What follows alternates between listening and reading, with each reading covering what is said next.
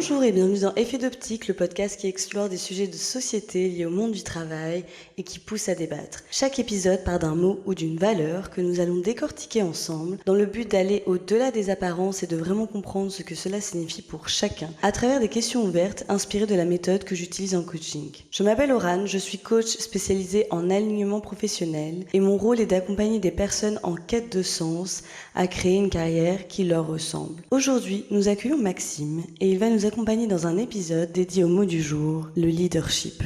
Le leadership, un mot fort, parfois intimidant, parfois galvaudé. Un mot qu'on associe souvent au pouvoir, à la posture, à la direction. Et pourtant, il va bien au-delà de la hiérarchie ou des grandes responsabilités. On parle beaucoup de management, de performance, d'autoriser. Le leadership, ce n'est pas seulement diriger. C'est inspirer, embarquer, incarner, parfois même simplement écouter. Parce que oui, le leadership peut être ferme, mais il peut aussi être doux. Il peut être affirmé tout en restant profondément authentique. Il n'est pas réservé aux chefs, chacun peut, à sa manière, faire preuve de leadership. Alors on a voulu s'arrêter sur cette notion aujourd'hui, et dans cet épisode on se demandera, qu'est-ce que le leadership au fond ? Est-ce une compétence qu'on développe ou une posture qu'on adopte ? Et comment réconcilier leadership et vulnérabilité dans un monde du travail qui est en perpétuelle évolution ?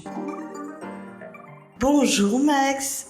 Bonjour Aurane. Comment vas-tu ? Ça va bien. Ouais, comment tu te sens pour ce podcast ? Assez détendu, c'est la première fois que je fais un podcast. Trop bien. J'ai déjà parlé dans des groupes à l'université, etc., dans l'entreprise aussi, mais jamais en podcast. Trop bien. Voilà.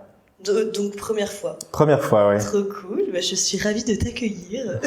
Merci de m'accueillir.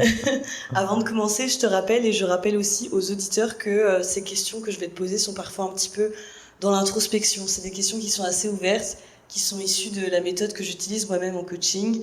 Donc parfois, elles te feront peut-être réfléchir. Si tu ne te sens pas à l'aise, n'hésite surtout pas à me le communiquer, ça va ? Ça marche. Ok, ouais. trop bien. Max, est-ce que tu peux te décrire en un mot ? En un mot, bâtisseur. Ah, raconte. En quoi ? En fait, je pense que bien que je sois jeune, la vie est quand même trop courte. Et du coup, j'ai envie de faire tellement de choses dans ma vie, j'ai envie d'accomplir plein de projets, de continuer à apprendre de manière constante, voire je dirais même éternelle. Et donc j'ai envie de bâtir aussi bien ma connaissance qu'aider à bâtir d'autres personnes, de construire des entreprises, pourquoi pas. Trop chouette. Donc voilà, vraiment bâtisseur, je crois que c'est le mot. Ouais, c'est ce qui te va bien. Que fais-tu dans la vie professionnelle ? Pour le moment, donc je travaille pour une société de consultance qui fait de la transformation digitale. Et donc on aide les entreprises à se transformer de sorte à être plus efficaces, peut-être être aussi plus agiles, être aussi plus rapide en termes d'évolution sur le marché, et donc de ce fait-là pouvoir être encore plus compétitif comparé aux autres entreprises, cool. Mais avec une approche humaine. Donc la société pour laquelle je travaille fait vraiment très attention à ce que l'humain ne soit pas oublié dans l'équation, aussi bien dans la société de consultance que chez les clients. Et pour nous, c'est extrêmement important et pour moi aussi. Quelle est la valeur qui, finalement, en tout cas, une des valeurs qui te drive au quotidien et qui te permet de faire tout ça, justement ? La valeur, ce serait probablement le leadership ou la curiosité. Ouais. Parce que, en fait, quand on a du leadership, on voit le meilleur dans chacune des personnes avec lesquelles on travaille. Et oui, je suis convaincu que quand on est capable de voir la force dans les gens, quand on a une vision, quand on a peut-être aussi des objectifs, que tout ça devient très clair, on sait très facilement créer un projet. La difficulté, c'est de rester consistant et de garder la motivation. Et c'est justement, je pense, une de mes forces. C'est parce que beaucoup de gens, bien souvent, vont perdre cette motivation très vite et vont vouloir faire autre chose ou vont pas vouloir terminer un projet. Et ça, c'est une force de pouvoir être, je dirais, assez stable sur cette vision et d'aller sur le long terme. Ça veut dire quoi être un leader pour toi ? Je pense qu'un leader, il faut le comparer plutôt à un manager. Je pense qu'on peut voir vraiment deux choses. Donc le manager est plutôt classique, donc c'est-à-dire une approche plutôt top-down avec un chef qui donne des des ordres ou des objectifs ou des directives à ses employés, et ces employés-là vont aussi en donner à ses autres employés. Alors ça permet une structure assez carrée, assez claire, assez peut-être entre guillemets efficace, parce qu'il y a aussi des totales inefficacités de par la lenteur de la communication et des processus. Et puis un leader, pour moi, c'est totalement l'opposé de ça. Donc c'est quelqu'un qui va vraiment être capable de voir les qualités des gens, de pouvoir les exploiter au maximum, de pouvoir voir aussi ce qui touche ces gens-là et en quoi ils ont de l'intérêt, c'est chouette. de sorte à pouvoir justement les driver et vraiment qu'ils aient une énergie que parfois on va perdre dans un style plutôt managérial classique, où on pourrait être plus vite fatigué, plus vite épuisé, plus vite en burn-out, etc. Et le leadership va permettre de faire l'inverse, quand on va pouvoir avoir peut-être aussi des plus petites équipes. Ouais, c'est ça. Et je dirais même, j'allie des fois souvent le leadership à l'agilité.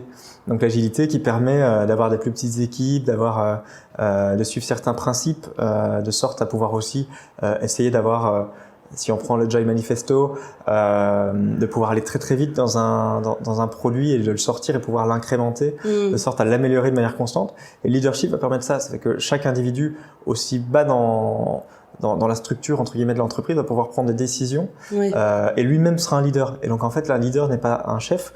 Je dirais tous les employés d'une structure ou toutes les personnes d'un groupe sont des leaders eux-mêmes, et ils sont leaders d'eux-mêmes, et ils permettent un apport de connaissances et d'informations. Ouais. C'est ça, donc c'est en fait, si je comprends bien, une espèce de synergie commune qui va permettre à chacun de se responsabiliser au sein d'une organisation pour, tu me dis si je me trompe pas, pour justement accomplir certaines tâches et faire preuve de totale autonomie dans ce qu'on fait, tout en ayant la force commune, c'est ça ? C'est ça, donc il y a un côté autonomie, il y a un côté responsabilité, il y a un côté aussi de vouloir clarifier les rôles et les responsabilités, tout en restant assez libre, assez agile, assez flexible dans ses décisions.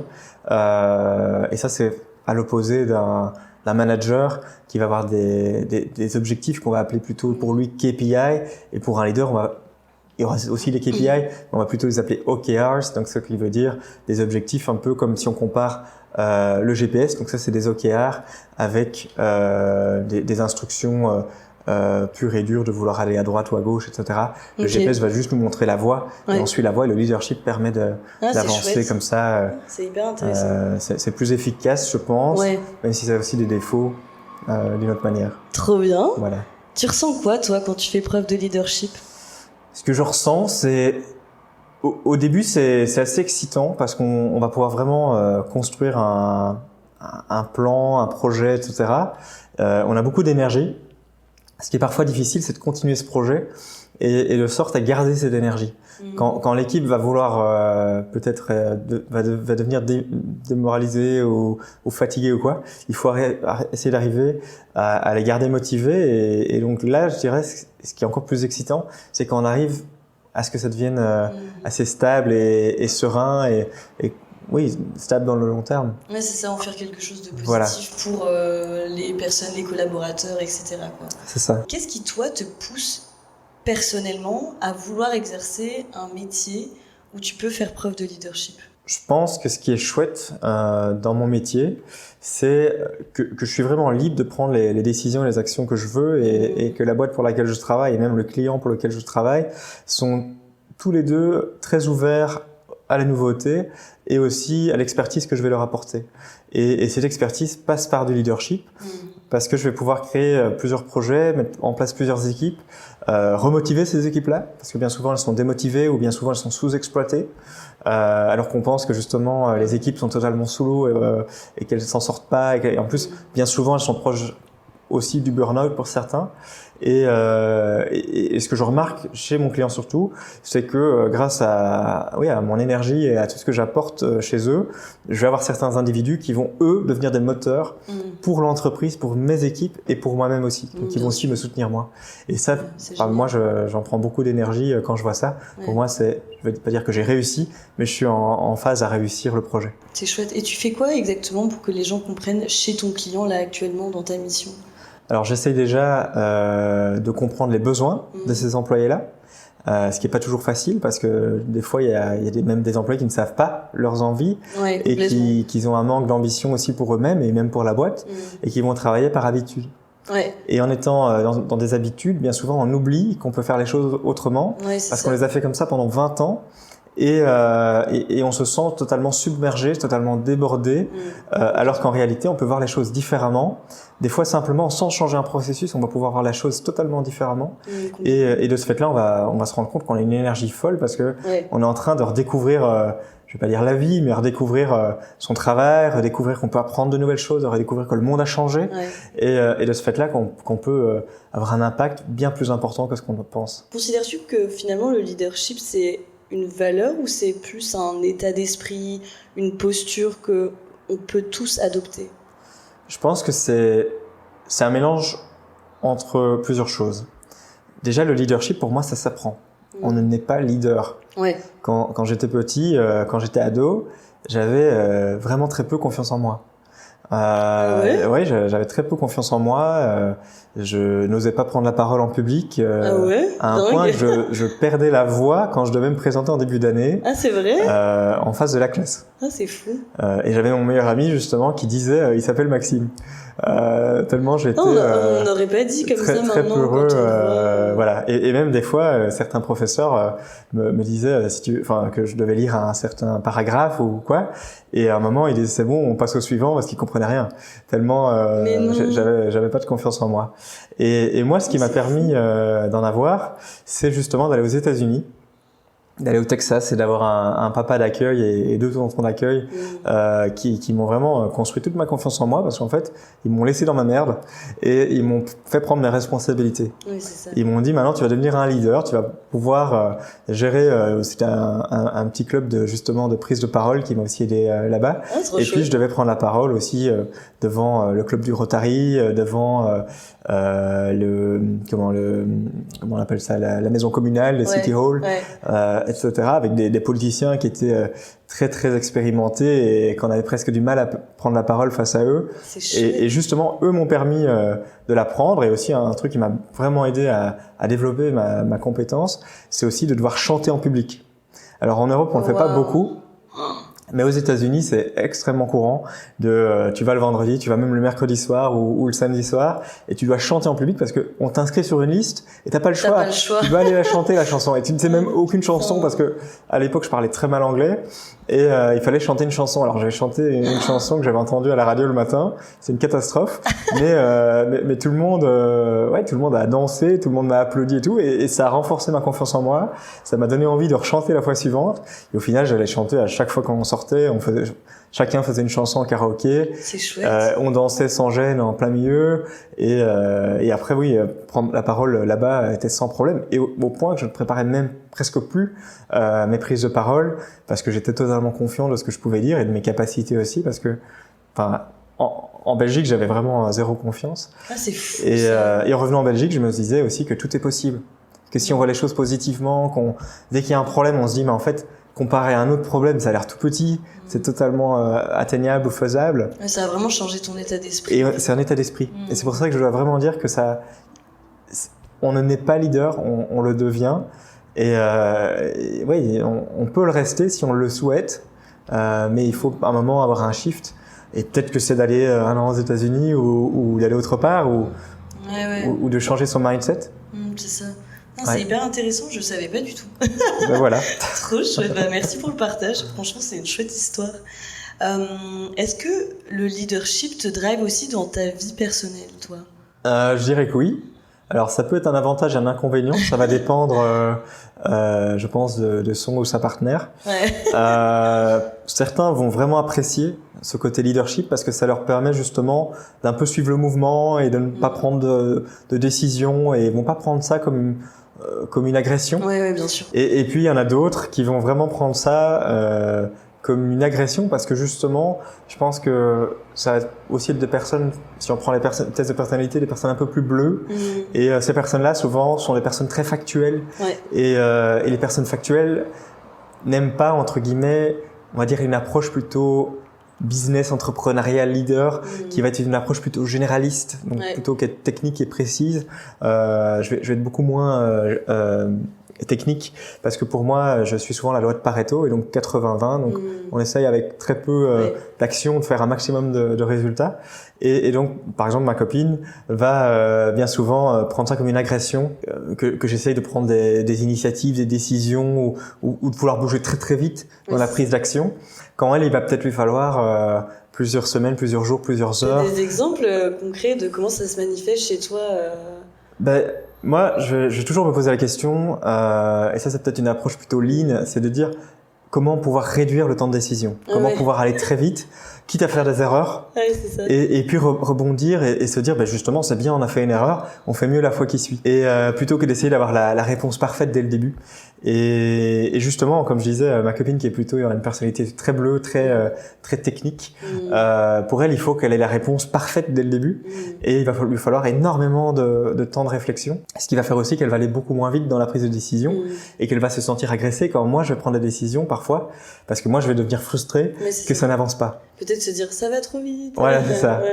Et j'essaie des fois d'aller un peu moins vite aussi. Et c'est aussi un feedback que j'ai de mon client des fois avec certains employés, c'est dire mais va à la vitesse aussi de certains employés.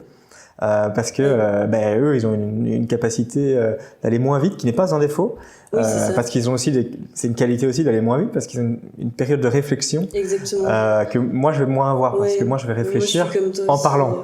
Pareil. Je vais agir avant même d'avoir réfléchi à comment ça va se passer, tu vois. Mais néanmoins, tout va être lié à ma vision long terme, et donc c'est pas que je vais agir sur le moment sans réfléchir, mais disons que si ça rejoint la vision long terme, je veux dire, essayons. C'est ça. Et au fur et à mesure, en essayant, on va se rendre compte, ok, on est plutôt fait pour ça, on a ça qui fonctionne pas, et comment on va vouloir guider. Exactement. Voilà. Est-ce que tu as toujours fait preuve de leadership dans ta vie? Bon, t'en as un peu parlé tout à l'heure. Je pense pas. Au début de ma vie, déjà j'avais une mère très autoritaire, et ça m'a vraiment aidé aussi à justement prendre mes responsabilités, même si je pense que bien qu'au fond d'elle, elle croyait en moi, c'est pas ce qu'elle me montrait. Elle allait par exemple me dire non, tu iras à l'université de Mons parce que tu n'es pas capable d'aller à Solvay, ou parce que tu n'es pas capable d'aller dans le top 10 ou dans le top 20 des universités mondiales. Et pour moi, c'était très frustrant et très énervant, parce que j'avais des doutes sur ma capacité, parce que aussi mes professeurs me disaient la même chose, parce que j'étais pas sûr de moi. Mais grâce à l'année que j'ai été aux États-Unis, ma famille d'accueil, mes professeurs là-bas, mon club Rotary là-bas, m'ont tous dit mais non, t'es plus que capable, et t'es probablement au-dessus de la moyenne, etc. Et tu peux vraiment faire des trucs incroyables. Donc sois confiant et vas-y. Et donc quand je suis revenu en Belgique, moi j'étais sûr de moi et je voulais vraiment y aller, et quitte à vivre dans un mythe jusqu'à ce que le mythe se réalise. Et quand ma mère m'a inscrit sans mon consentement à l'université de Mons, moi ça m'a vraiment blessé, parce que d'un côté, je comprenais son point de vue, parce qu'elle m'avait vu d'une certaine manière, et pour elle, je n'étais peut-être pas capable d'aller plus loin, même si au fond d'elle, je suis certain qu'elle le pensait que j'étais capable. Mais d'une certaine manière, c'était démotivateur, et ça détruisait un peu le leader que je voulais devenir à ce moment-là. Et puis après ça, dans ma carrière, au fur et à mesure, je l'ai développé, et je pourrais même prendre le début de ma carrière, où la première journée que j'ai passée chez un client, je me suis caché, entre guillemets, de manière métaphorique, derrière ma responsable, derrière la senior avec qui j'étais. Et même chose, c'est à peine si j'avais oublié mon prénom, et c'était un peu un flashback du passé. Et puis ça s'est extrêmement bien passé. J'ai très vite dû gérer des équipes, j'ai très vite bougé de clients aussi pour aller vers une plus grosse société avec plus d'équipes, et pour pouvoir gérer ce qu'on appelle un portfolio, donc un projet avec pas mal de projets à l'intérieur, et devoir le créer. Et mon responsable d'équipe là-bas a vraiment cru en moi, et c'est un très bon ami aujourd'hui. Et après, j'ai ici chez encore un nouveau client, et là je suis passé de un projet, aujourd'hui j'ai 3 projets et une nombreuse équipe, et ça tout est progressif, et l'idée n'est pas d'avoir bon dès le début, mais l'idée est d'à chaque fois s'améliorer et pouvoir toujours faire un peu plus. Mais est-ce que tu penses que justement ton expérience personnelle t'a permis d'avoir ce driver, en fait, de dire ok, j'ai envie de me dépasser, j'ai envie de dépasser ce truc-là, vu que au final on pensait que je n'étais pas capable avant. Moi, j'ai envie de me prouver que c'est le cas, tu vois. Est-ce que si t'avais pas eu ça, tu aurais eu ce mindset-là aujourd'hui? Je pense que, le regard des autres, c'est pas le plus important. Ça l'a été peut-être jusqu'à mes 18 ans ou mes 20 ans. Mais il y a eu un moment, je sais pas comment ça s'est passé, mais un genre de déclic où aujourd'hui, et dans la course à pied par exemple, je fais beaucoup de course à pied. Pour moi, le plus important, c'est de me surpasser moi-même. Et donc, c'est mon regard à moi-même. Et quand je me déçois à moi-même, ça me va loin. Et donc, à chaque fois, toutes les choses que je veux faire dans la vie, c'est vraiment envers moi-même que je le fais. Et ça, pour moi, je pense que c'est vraiment une force. Complètement. Parce que quand avant, je faisais tout pour le regard des autres. Au final, on a toujours des blocages parce on pense vraiment que le monde s'arrête de tourner, qu'on a trop déçu les autres, qu'on va tout rater, qu'on est trop nul, etc. Ouais, c'est clair. Et justement, quand c'est face à soi-même, on a une fierté qu'on n'a pas quand c'est le regard des autres, parce que les autres ne vont peut-être pas nous dire waouh, t'as fait ça, waouh, je suis fier de toi, parce qu'on l'espère ça, on l'attend, mais on le reçoit jamais, ou très peu. Je reçois beaucoup aux États-Unis et très peu en Europe, parce qu'on est dans une optique le verre à moitié vide en Europe et aux États-Unis on est dans un verre à moitié plein et c'est totalement différent. Et vrai, moi, je dirais la course à pied a été pour moi un game changer. Non, c'est chouette ça. Parce que la course à pied, c'est très mental et très psychologique. Oui, c'est très mental. À chaque fois, on se dit, on fait 5 km, c'est dur, j'y arrive pas et tout. Ouais. Puis après, on se dit, la fois suivante, je fais 6. Il y en a beaucoup de gens qui laissent tomber. Ouais. Et puis après, on fait 20 km, un marathon, un semi-marathon. Ah oui, non, mais c'est méga mental. Wow, en fait, je sais faire ça. Le corps, il le fait automatiquement une fois que le cerveau... Mais quand on a réussi à faire 20... Mais le 15, il semble facile. Exactement. Est-ce qu'il y a des moments où justement tu as eu l'impression de ne pas être à la hauteur et comment tu as fait pour aller dépasser ça avec ton leadership ? Je pense que toutes les situations sont différentes et à chaque fois, on pourrait ne pas être à la hauteur. Si on veut la perfection, on l'est presque à chaque fois pas à la hauteur. C'est clair. Ça n'existe pas, la perfection. Et même, il y a eu des fois où on me propose un projet, une idée ou quoi. Et à chaque fois, bien que j'ai un doute sur ma capacité de le faire, à chaque fois, je me dis, mais let's go, essayons. Au pire, je rate et au pire, j'apprends. Et donc, je dirais que oui, j'ai déjà eu cette pensée, mais c'est une fraction de seconde ou au pire, une soirée. Mais ça m'a jamais arrêté dans ma capacité à me dire, allez, let's go, on y va, on fonce. Et on verra bien, en fait. Parce que la majorité des problèmes qu'on s'imagine ne se réalisent même pas. Voilà. Ouais, j'avais eu une discussion avec une coach comme ça qui disait que effectivement la plupart du temps en fait on pense juste au problème qui va arriver et ça nous crée un problème alors qu'en réalité la plupart du temps il ne se passe rien. C'est ça. c'est malheureux quand même. Est-ce que tu as une anecdote dont tu es fière où finalement ton leadership a eu un impact sur des gens, des individus ou sur toi-même? Donc une idée de leadership dont je suis assez fier, c'est une équipe qui m'a été confiée à la suite d'un problème. C'est-à-dire que quand cette équipe était gérée par un collègue à moi, le client avec lequel on travaillait souhaitait tout arrêter, il voulait vraiment plus continuer avec nous. Okay. Et ce projet, en gros, il propose aux clients 2 ans de formation pour des jeunes graduates de différents profils, de différents pays, et de les former sur des hard skills comme des soft skills. Et quand j'ai repris l'équipe, il y avait énormément de tensions. Les gens ne voulaient pas spécialement se déplacer pour suivre des formations. Les gens vraiment étaient très nerveux envers moi aussi, alors que je faisais vraiment de mon mieux pour reprendre l'équipe. Et c'était vraiment très dur. On était vraiment je pense qu'il y avait encore une petite erreur ou une petite frustration et le contrat était brisé.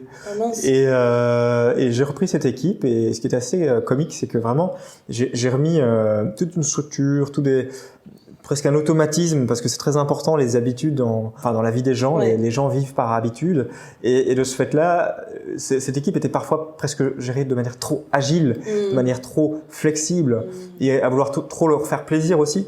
Mais des fois, c'est pas possible et donc il y avait des frustrations.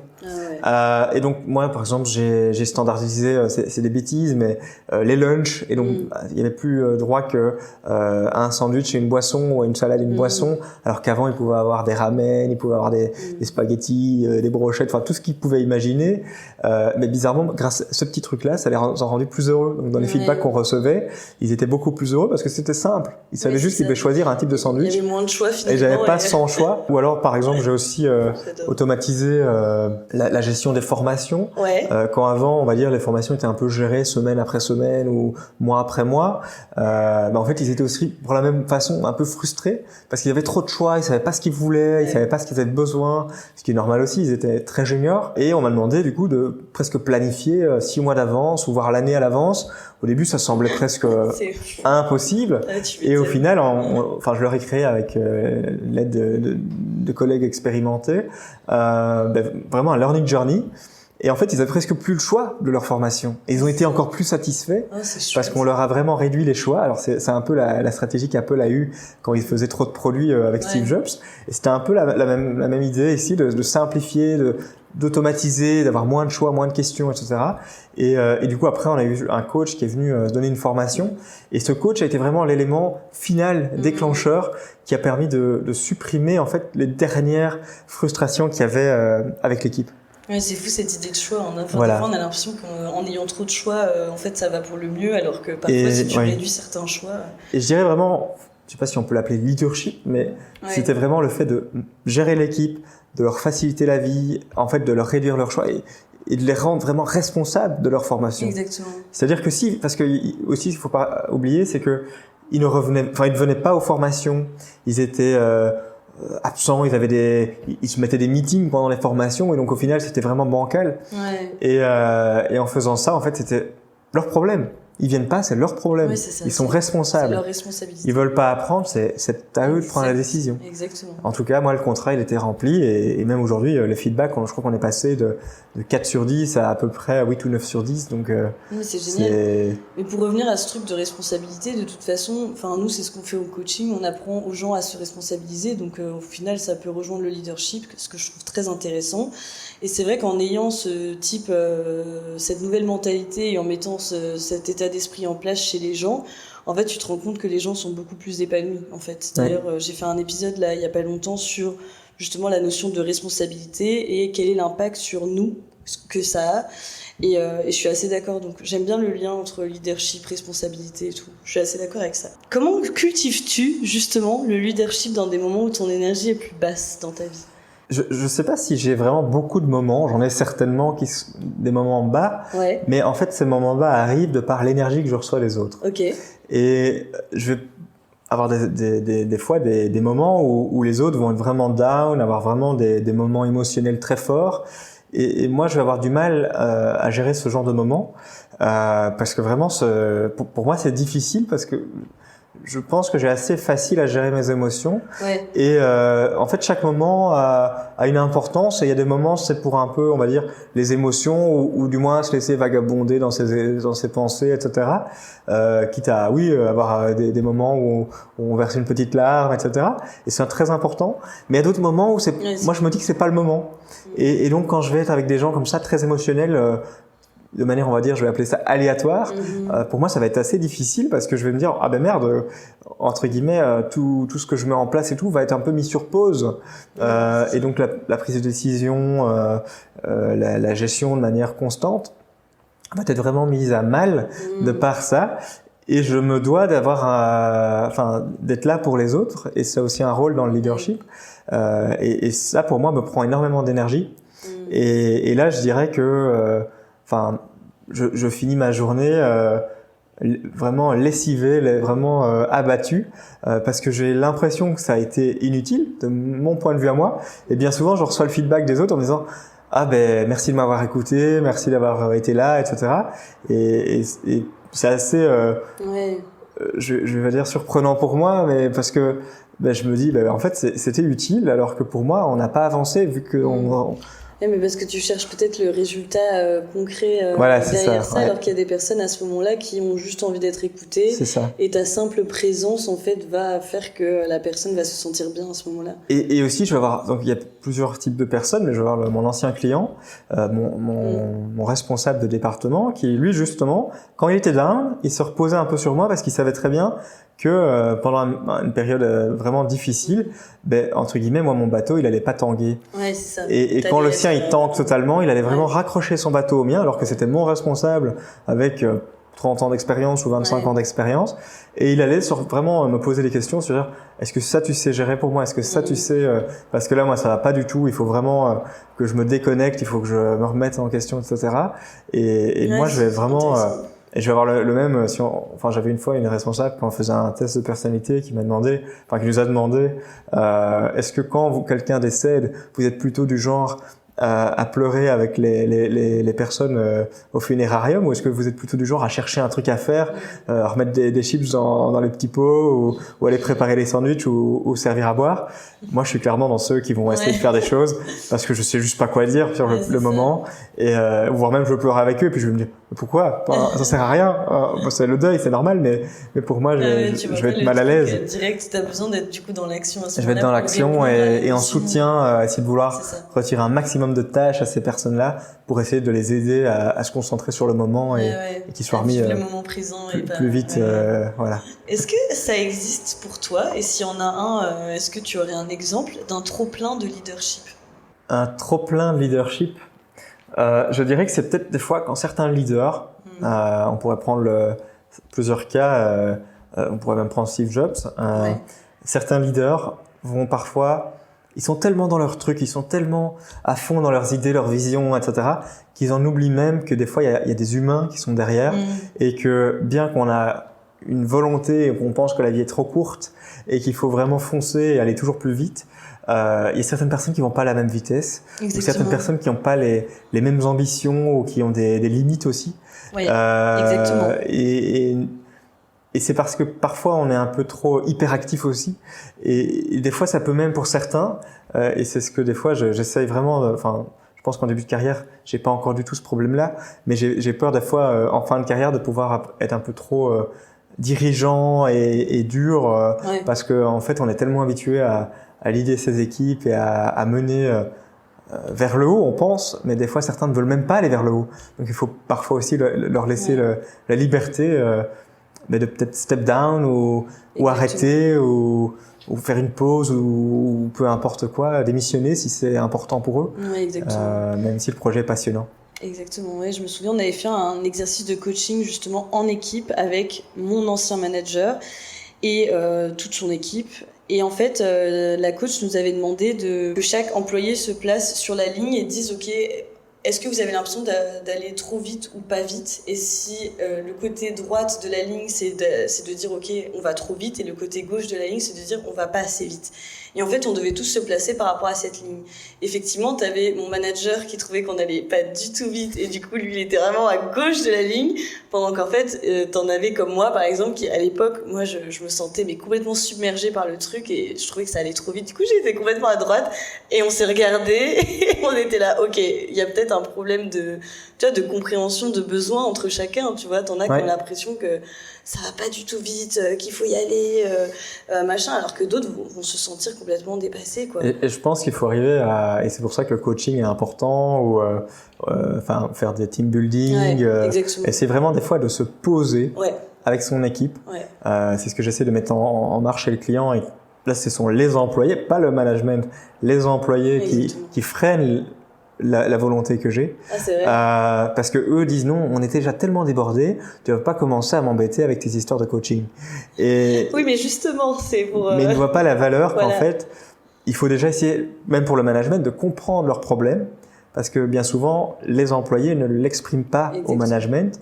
Ou des fois le management pense bien faire, mais ne sait pas vraiment les besoins aussi de ses employés. Exactement. C'est hyper important de et donc j'essaie de mettre en place plusieurs choses, comme par exemple ça pourrait être un exercice comme tu as fait, ou des autres exemples comme peut-être faire une rétrospective, ou peut-être aussi faire le point en fait. Avoir juste un backlog d'idées, c'est ça. De choses qu'on peut améliorer, ou pouvoir aussi essayer d'estimer avec des échelles, quel est mon investissement dans l'entreprise et comment je ressens que l'entreprise me valorise ou pas. Exactement. Pour moi, c'est très important, et un bon leader est censé faire ça. Est-ce que ton jeune âge, parce que tu es quand même assez jeune, disons-le comme moi, est-ce que ton jeune âge a déjà été un frein sur justement ton leadership ? Alors, je pense que ça peut être un frein, et des fois, je l'observe même avec... je dirais pas que ça m'a freiné personnellement, mais j'ai eu plusieurs, on va dire, personnes qui ont essayé de me freiner. Et souvent, ça vient dans une culture plutôt européenne, parce qu'aux États-Unis, à chaque fois que j'y vais, c'est totalement différent. Mais dans la culture européenne, on part vraiment du point de vue expérience. C'est vraiment ce que beaucoup de personnes mettent en valeur. Et même dans ma famille, des fois, on ne comprend pas comment un jeune peut pouvoir avoir des ambitions et vouloir aller vite, alors qu'on pense mieux savoir tout que tout le monde. Souvent, les personnes plus âgées vont penser mieux savoir tout que tout le monde, alors qu'il y a de nombreuses études, et encore récemment, ce week-end, j'ai lu ça dans le journal, qui montrent qu'en fait, souvent, les plus de 50 ans, ils ont beaucoup d'expérience, mais se sont aussi totalement enterrés dans des habitudes. Oui, voilà. Et ça peut arriver qu'effectivement, tu as tellement l'habitude de faire quelque chose que tu restes ancré là-dedans et que tu avances plus aucune ambition ou très peu. Et de ce fait-là, ils vont vouloir guider l'entreprise vers parfois des modèles qui sont totalement moins inefficaces ou presque même pas du tout inefficaces, parce qu'ils ont toujours fait comme ça. Et pas oublier, dans l'entreprise, il y a aussi beaucoup d'ego et beaucoup de politiques internes qui, pour moi, sont totalement inefficaces. Et bien souvent, la jeunesse va permettre de pouvoir vraiment, je vais pas dire mettre un coup de pied dans la fourmilière, mais vraiment pouvoir amener des idées nouvelles et pouvoir essayer d'amener ça vers le haut. Et personnellement, depuis que je travaille, je pense que plusieurs leaders, plusieurs patrons de mon entreprise m'ont vraiment donné la chance de pouvoir exercer mon leadership et pouvoir mettre en place certains projets. Et je le remarque chez le client aussi j'ai une relation très forte avec le CEO et le CEO est très satisfait aussi de ce que je mets en place chez lui, et on a vraiment une relation très proche. Et je pense qu'avec lui, jamais on a remis en place mon jeune âge. Et si je prends mon client précédent, même chose. Et là, c'est même devenu mon meilleur ami. Donc j'ai vraiment j'ai jamais eu de problème à parler avec des CEO ou des personnes, on pourrait dire, haut placées dans la hiérarchie. Et c'est assez comique parce que bien souvent, j'entends les employés qui me disent « Oh là là, moi, j'oserais pas aller voir le CEO parce que bon, tu sais, on sait jamais ce qui va se passer.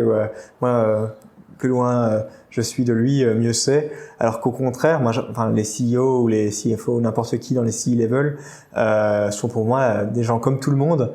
Et eux aussi ont en fait un ressenti, des émotions, des objectifs. Et bien souvent, eux ne se rendent pas compte non plus de la réalité du terrain. Et donc, c'est pour moi très important d'aller les trouver, d'aller amener des idées, etc.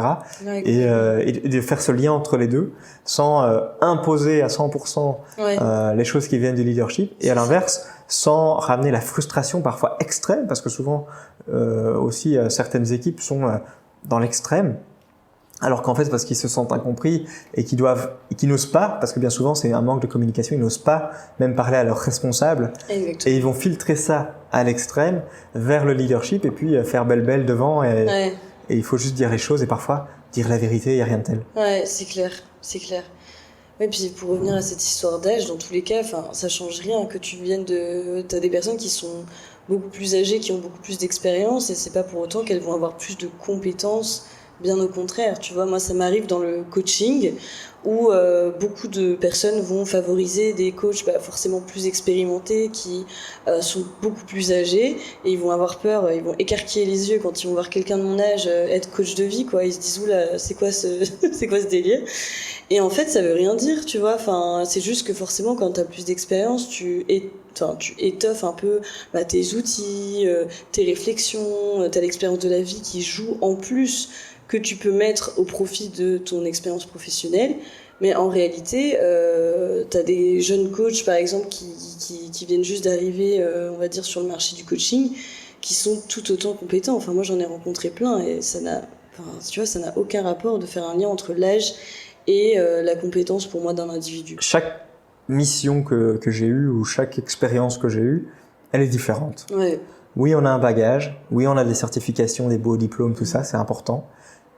Ça n'est qu'une marque. En réalité, comme quand on va acheter un produit au magasin, on a l'impression que la marque est meilleure que le produit blanc. Et le junior qui arrive dans l'entreprise, c'est entre guillemets le produit blanc. Il a un beau petit logo, il vient d'un magasin peut-être un peu plus sympa qu'un autre, de par le branding, mais après il doit créer sa propre marque. Exactement. Et en fait, pour moi, ce qui a vraiment été un game changer dans mon approche aux clients, et pourquoi les clients ont aussi beaucoup plus facile à m'engager, bien que j'ai pas eu trop de soucis comparé à d'autres collègues, c'est la façon de s'exprimer, la façon de se tenir, la façon de se comporter.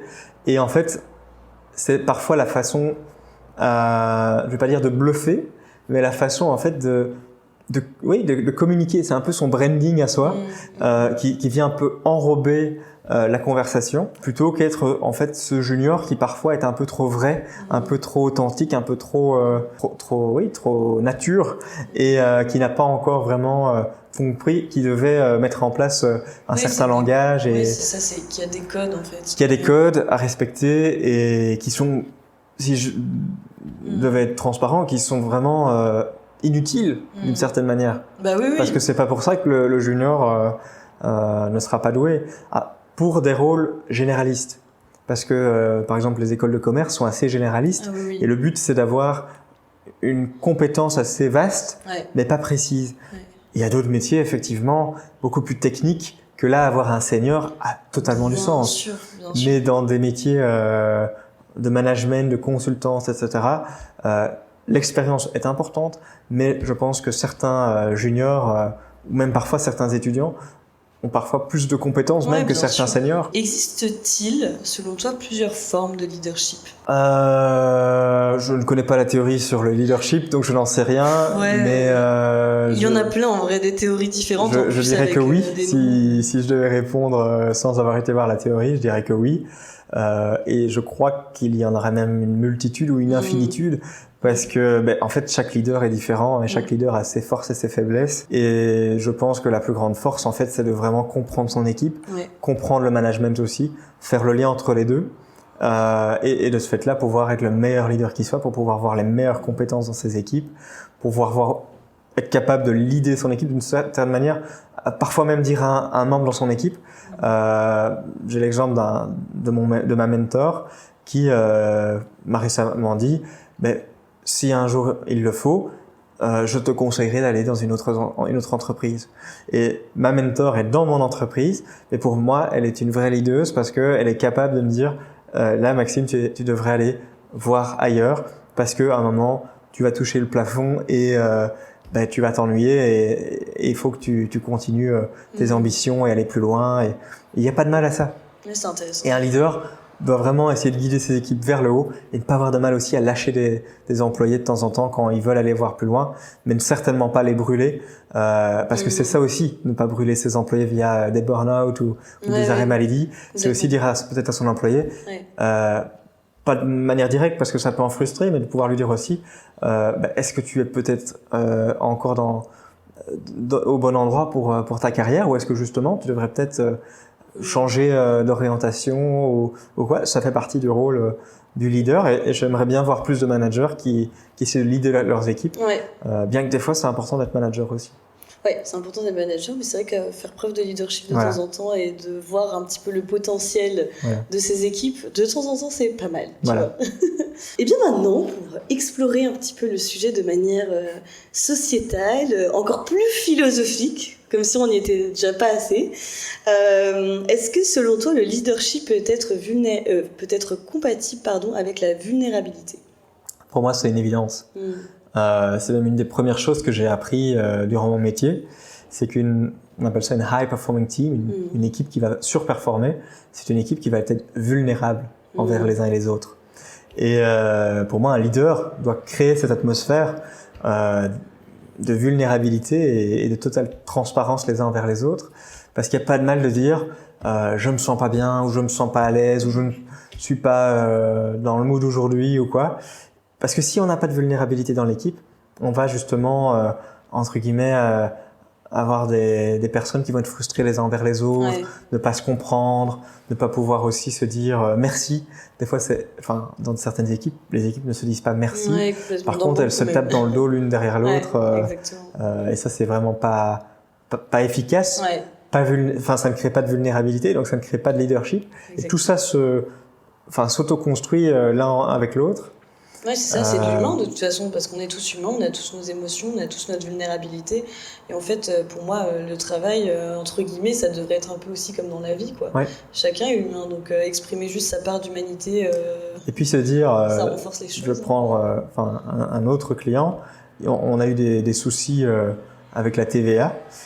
Et Et le client a probablement des lacunes d'un point de vue théorique, bien qu'il soit extrêmement doué en TVA. Mais il y a peut-être aussi pas de mal à dire voici mes limites. Exactement. Et j'ai besoin d'une formation pour pouvoir ne plus faire d'erreurs. Et ça, c'est très difficile.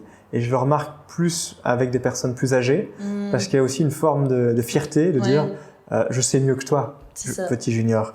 Et ça, c'est malheureux parce que je pense qu'on apprend tous, on a tous des traumas, on a tous besoin d'être suivis par un coach, par un psy, par un thérapeute, par n'importe qui.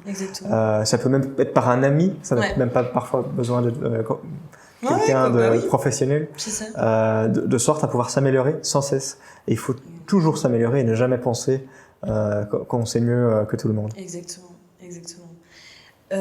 Qu'est-ce qui pourrait permettre à des personnes justement qui démarrent dans la vie professionnelle de développer une forme de leadership? Moi, je dirais c'est let's go, essaye, just do it. Il faut pas trop y penser, pas trop y réfléchir. Tu rêves de faire quelque chose, fais-le. Au pire, tu rates. Tu le refais. Si tu tiens toujours après l'avoir fait et que tu te dis que c'est important pour toi, il faut de nouveau le faire. Il n'y a pas de mal à ça. Est-ce qu'on peut tous justement développer notre leadership? Je crois qu'on en est tous capables. Et pour moi, une high performing team, comme je disais avant, c'est une équipe avec que des leaders. Leaders d'eux-mêmes et leaders de l'équipe. Il y en a peut-être un qui va prendre la décision finale et qui va avoir plutôt une position managériale ou on va dire de lead. Mais d'une certaine manière, tous doivent pour moi être des leaders dans l'équipe. En vrai, franchement, ça se lie beaucoup au coaching. Je fais vraiment un lien dans ma tête là quand tu parles, et c'est vrai que c'est un peu le même principe, quoi. C'est-à-dire, si t'as envie d'être coaché, si t'as envie de te coacher toi-même, t'auras d'office la réponse en toi. T'auras d'office le potentiel qui pourra te permettre de te coacher. Donc, au final, c'est un petit peu la même chose, tu vois. Et on ne va pas naître leader. Voilà, exactement. Je n'ai jamais vu un enfant qui est leader né. Par contre, il va essayer de reproduire ce qu'il voit de ses parents. Ça, c'est vrai. Et donc, s'il a des parents qui sont plus entrepreneurs ou plus business ou quoi, il va peut-être se dire j'ai envie de faire comme eux, et donc il va peut-être avoir on va dire une facilité à devenir leader parce qu'il aura observé et il aura vu les éléments qu'il faut essayer d'avoir ou la façon qu'il faut essayer de se comporter, etc. Mais et à l'inverse, on pourrait prendre aussi l'exemple d'une personne qui observait des parents très introvertis, très fermés, qui n'osent pas trop prendre la parole ou pas trop se mettre en avant, et ces enfants-là ou quand ils seront ados, vont avoir beaucoup de mal aussi à faire ça. Et pour moi, ce qui a été vraiment très important, c'est justement de changer de famille quand j'étais aux États-Unis. Donc j'ai quitté ma famille belge pour aller dans une famille américaine, même 3 familles américaines, et c'est là que j'ai appris à être un leader, parce que c'est là que j'ai dû être responsable de moi-même, que je pouvais pas rater. J'ai fait plein d'erreurs quand j'étais là-bas, et c'est ça qui pour moi a été important, parce que dans ma famille en Belgique, on ne m'autorisait pas à faire des erreurs. On me disait, si tu fais une erreur, tu es puni. Si tu rates, si tu as, par exemple mon cours de néerlandais, si tu as 4 sur 10 ou 9 sur 20, tu vas travailler tout l'été ton cours de néerlandais. À la place de se dire, mon papa d'accueil m'aurait dit, tu rates, c'est ton problème. Tu veux faire quoi de ta vie? T'as besoin du néerlandais? Alors il faudra le travailler, mais c'est toi qui décides, c'est pas moi qui vais. Exactement. Et je vais pas te payer. Il me disait, je vais pas te payer les cours particuliers, parce que si t'as raté, c'est de ta faute. Et donc, c'est une autre mentalité. J'étais face à moi-même, et en fait, je me suis vu moi-même, je me suis dit, mais en fait, qu'est-ce que je veux devenir? C'est ça. Est-ce que je veux, entre guillemets, me lamenter toute ma vie et me retrouver dans une case et penser que le ciel me tombe sur la tête, comme dans Astérix et Obélix, ou au contraire que j'ai envie d'être libre de mon destin, de mettre des choses en place, de faire changer le monde, parce que pas oublier que le monde dans lequel on vit est un monde qui a été créé par les humains.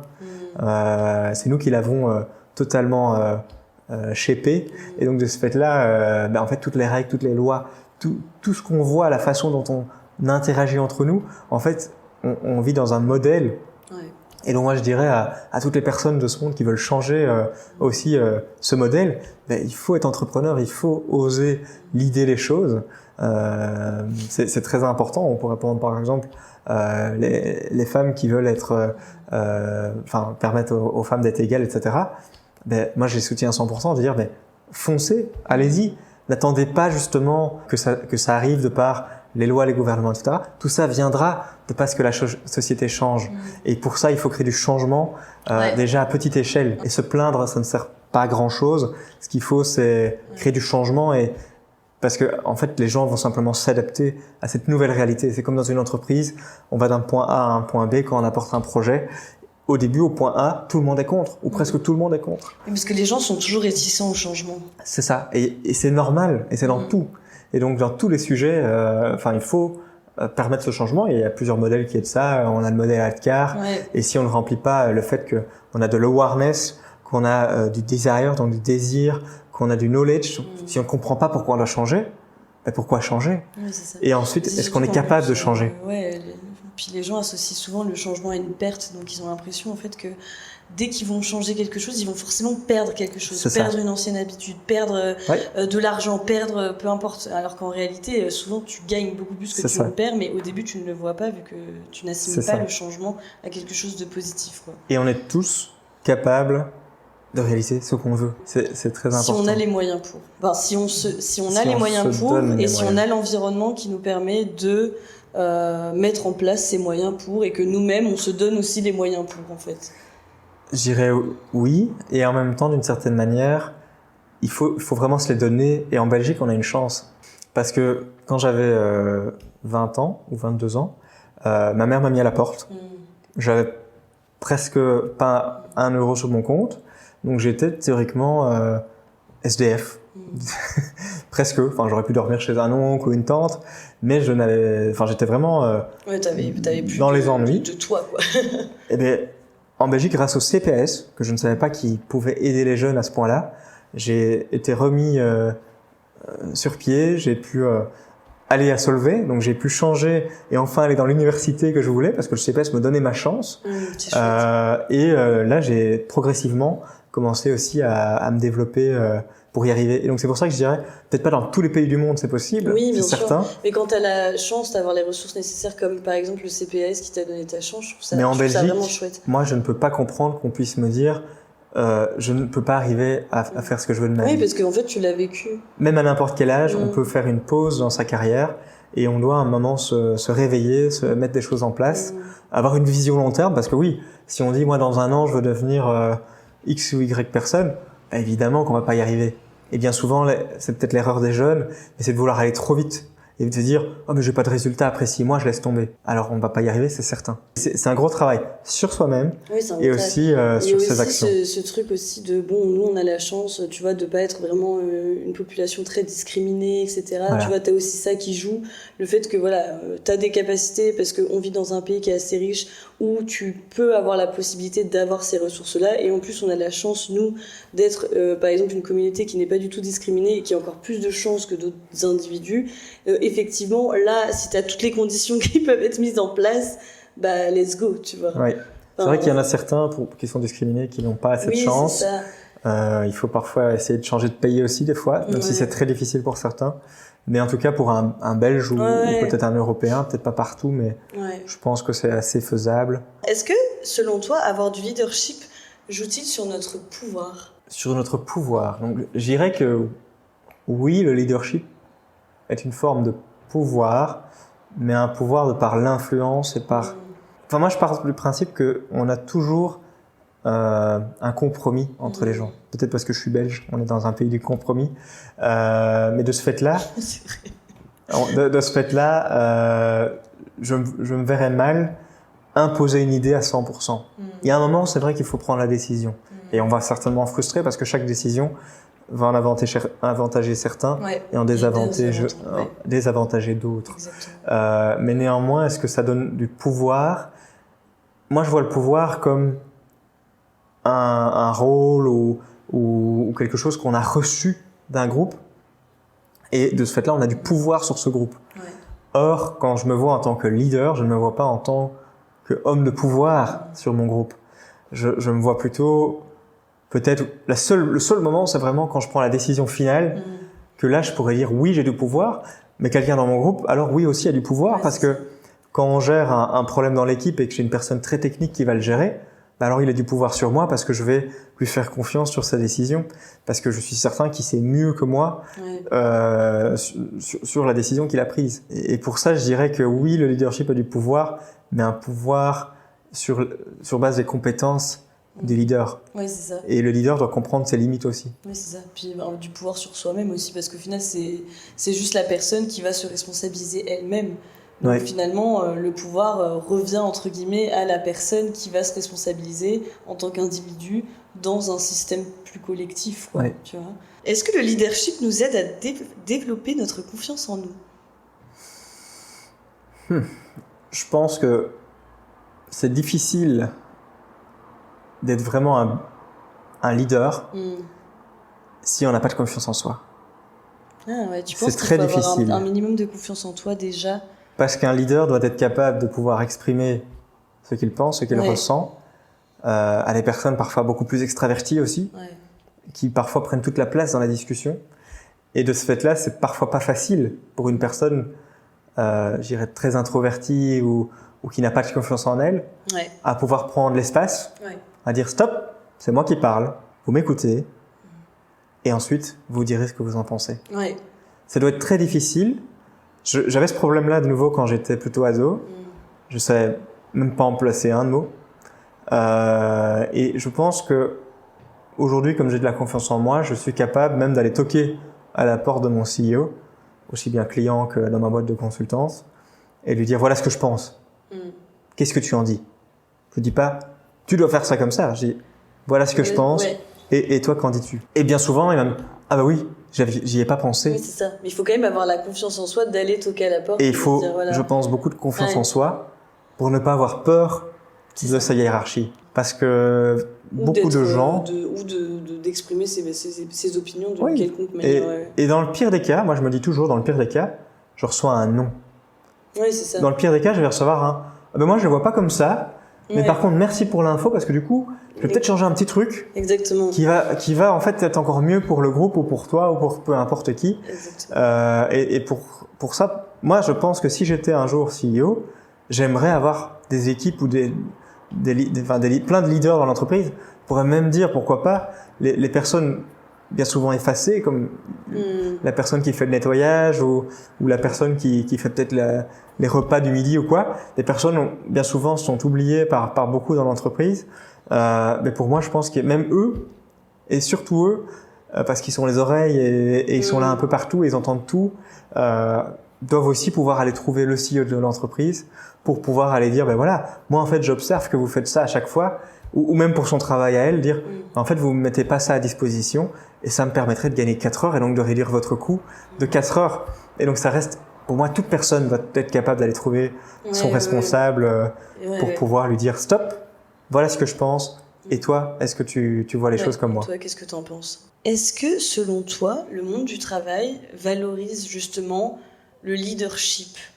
Je crois que ça dépend de la culture de l'entreprise. Certaines entreprises, et je l'espère de plus en plus, le valorisent. Parce qu'aujourd'hui, on n'est plus capable de créer un produit ou un service de A à Z de manière totalement hiérarchique et linéaire. Le monde évolue tellement vite que par exemple un feature d'un produit, donc un élément d'un produit, va peut-être changer en 3 mois de temps. En 3 mois de temps, il faut avoir des outils IA dans sa solution. En 3 mois de temps, on va peut-être perdre énormément d'employés parce que le marché est compétitif. En 3 mois de temps, on va peut-être aussi se rendre compte qu'on est dans le faux. Et donc pourquoi vouloir développer un produit de A à Z dans un monde en constante évolution, en constant changement, alors qu'on sait que le monde ne sera pas le même demain et que peut-être le feature de demain qu'on aura développé aujourd'hui sera déjà obsolète au moment où il sort sur le marché. Et donc il faut avoir du leadership, il faut avoir de l'agilité dans un monde en constante évolution. Si on est totalement strict et qu'on pense déjà à manager ses équipes en disant « moi j'ai raison par rapport à toi », je pense qu'on va droit dans le mur parce que en quoi le manager a la raison sur tout. C'est impossible. C'est impossible. Et bien souvent, je dirais même que les nouvelles idées viennent probablement plus des jeunes, parce que les jeunes vont vouloir être dans la tendance, vont vouloir apporter la nouveauté, voir des trucs qu'ils ont vus chez d'autres concurrents, et ils vont apporter toutes ces super idées. et ils doivent l'amener sur la table avec des personnes plutôt expérimentées, de sorte à ce que justement ces personnes expérimentées puissent dire cet élément-là, j'y avais pas pensé. Par contre, ça va être difficile de mettre en place de par mon expérience. Oui, c'est ça, exactement. Et c'est une très bonne complémentarité. Ou au contraire, on va dire en fait oui, cet élément-là, ça va très vite à mettre en place, très facile, on saura le mettre en place. Et donc merci de me l'avoir dit parce que moi j'avais prévu de mettre déjà 10 choses en place et ça allait pas passer avant les 2 prochaines années. Ouais, c'est vrai. Très important. C'est hyper important. Selon toi, justement, quelles seraient les actions à mettre en place de la part des organisations pour favoriser tout ce leadership ? Je pense qu'il faut avoir une culture safe environment, donc une culture qui va permettre la vulnérabilité, qui va permettre de se sentir bien dans son entreprise, de pouvoir aussi apprendre aux employés d'être des leaders, pouvoir apprendre aux employés qu'ils peuvent s'exprimer,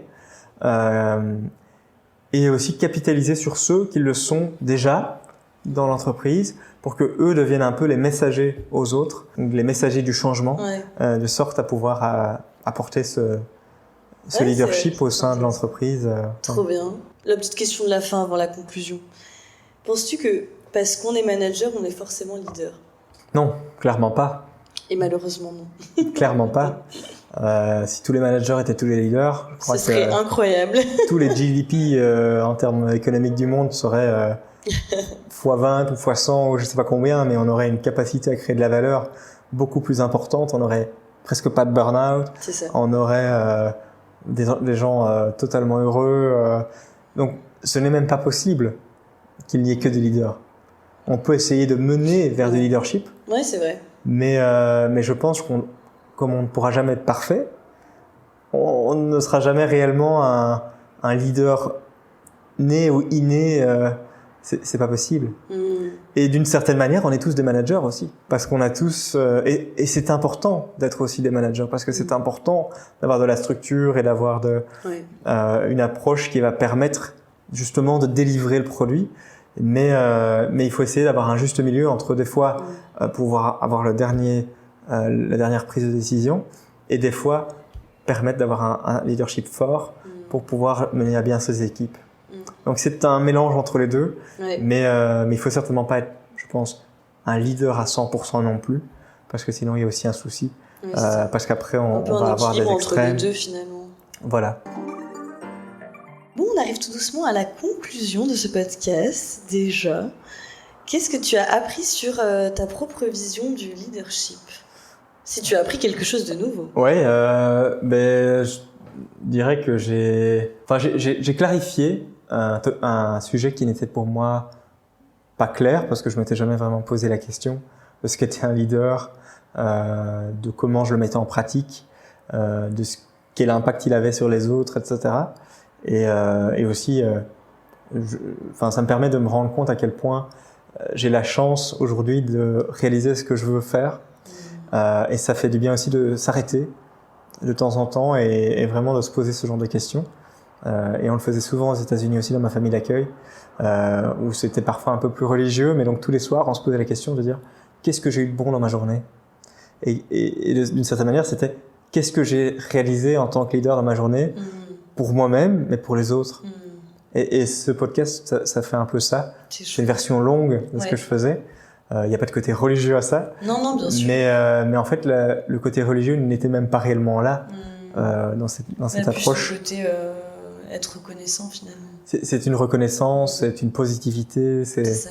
C'est chouette. Et qu'est-ce que tu as appris sur toi-même, si tu as appris quelque chose ? J'ai appris que j'ai encore beaucoup à apprendre en leadership, que je dois encore beaucoup explorer, que je dois encore beaucoup essayer de nouvelles choses. C'est bien. Que je dois encore, je pense, écouter mes équipes, mais que je dois aussi les structurer probablement plus aussi, parce que des fois, je pense que pour elles aussi, c'est difficile de pouvoir s'arrêter, de voir où ils en sont. Et je pense que ça, je peux leur apporter. Donc, j'ai appris ça aussi. Cool. Trop bien. Quel conseil donnerais-tu à quelqu'un qui souhaite développer son leadership, qui nous écoute, même si tu en as déjà donné un peu tout à l'heure ? Je pense que c'est pars en voyage, pars seul, fais le chemin de Compostelle, fais un an dans le pays que tu le souhaites, dans le pays de tes rêves, expérimente de nouvelles choses et ensuite pose-toi les questions quand tu es sur ce chemin, ce voyage, vraiment, qu'est-ce que tu veux faire de ta vie, qui es-tu, qu'est-ce que tu veux atteindre, quelles sont tes valeurs, enfin toutes les questions un peu de base, je veux dire un peu bateau qu'on pourrait entendre bien souvent, mais qui sont extrêmement importantes. Et c'est le même pour beaucoup d'entreprises. Une entreprise sans vision, c'est une entreprise qui ne sait pas où elle va. Ouais.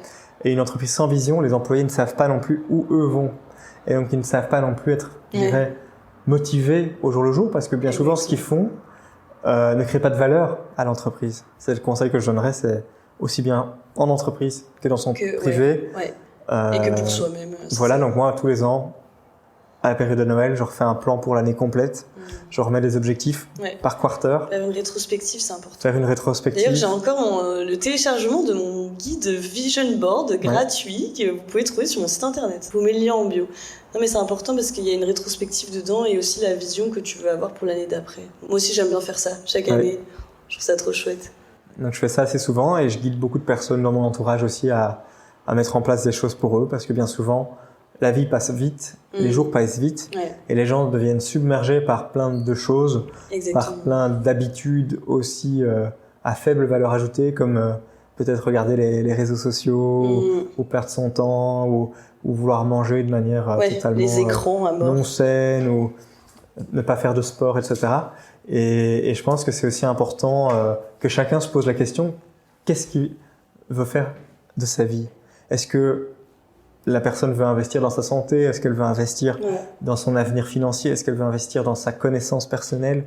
Est-ce qu'elle veut investir dans sa relation avec les autres? Et tout ça, il faut le clarifier, il faut le noter.